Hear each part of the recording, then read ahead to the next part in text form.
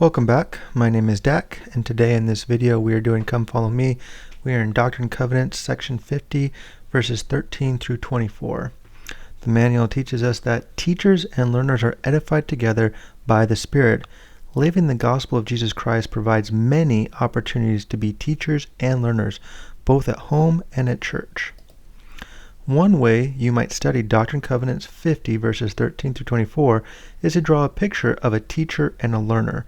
Next to each, make a list of words and phrases from these verses that teach you something about gospel learning and teaching. These are the verses. I'm going to read them out loud, starting with verse 13. Wherefore, I the Lord ask you this question, unto what were ye ordained? To preach my gospel by the Spirit, even the Comforter, which was sent forth to teach the truth. And then received ye spirits which ye could not understand, and received them to be of God. And in this are ye justified? Behold, ye shall answer this question yourselves. Nevertheless, I will be merciful unto you. He that is weak among you hereafter shall be made strong. Verily I say unto you, he that is ordained of me and sent forth to preach the word of truth by the Comforter in the Spirit of truth, doth he preach it by the Spirit of truth, or some other way? And if it be by some other way, it is not of God. And again, he that receiveth the word of truth, doth he receive it by the Spirit of truth, or some other way? If it be some other way, it is not of God.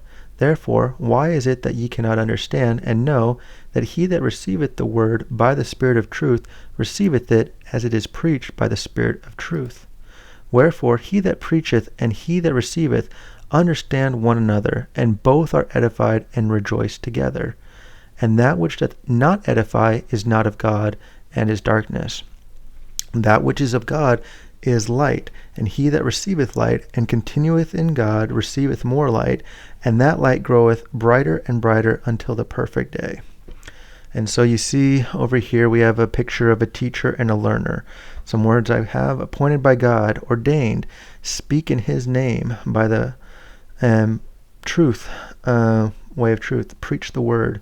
And then the learner has received the Spirit, receiveth not of the Spirit, receiveth the word of truth, understand, rejoice together.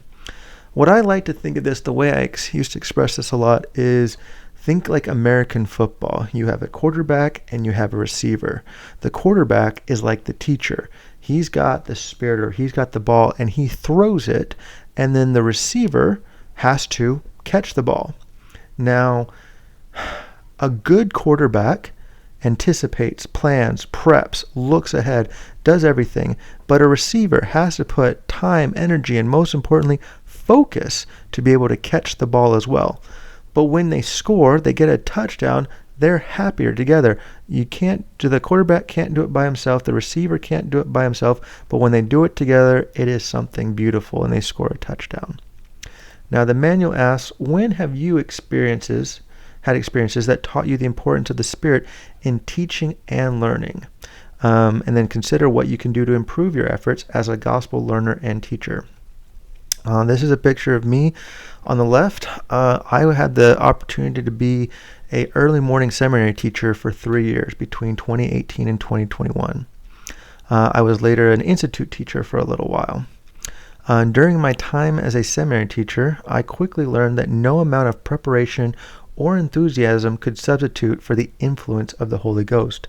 There were lessons where I had carefully outlined key points and scriptures, but the classroom felt flat, disconnected. And then there were other days when a quiet impression led me to pause, ask a simple inspired question, or focus on a different verse than I'd planned, and the Spirit filled the room.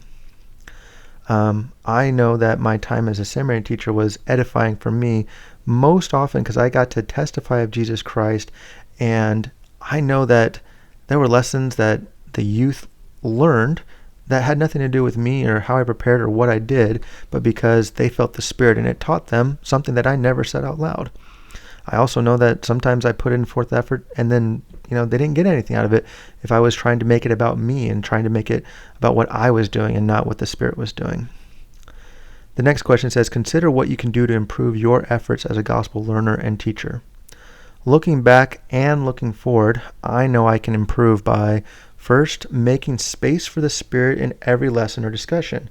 That means allowing time for silence, student questions, and impressions rather than rushing to cover content. Second, studying with a learner's heart, not just a teacher's outline. The Lord can teach me personally before I teach others, if I approach the Scriptures with humility and real intent. Third, praying not just for inspiration, but also for those I teach, to know what they need, not just what I want to say. Fourth, bearing testimony more consistently. Testimony, even if brief, invites the Spirit in ways that explanation alone cannot. Fifth, seeking feedback from the Spirit after teaching. Did I teach what He wanted me to teach today? That's a question I should ask myself. Sixth, ultimately, my time in seminary taught me that the Spirit, not charisma, not planning, not clever insights, is what changes hearts. It's the Spirit.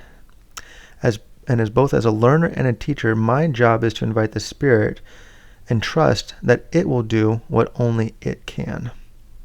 Thanks for watching. That's Come Follow Me for today. We'll see you next time. Thanks.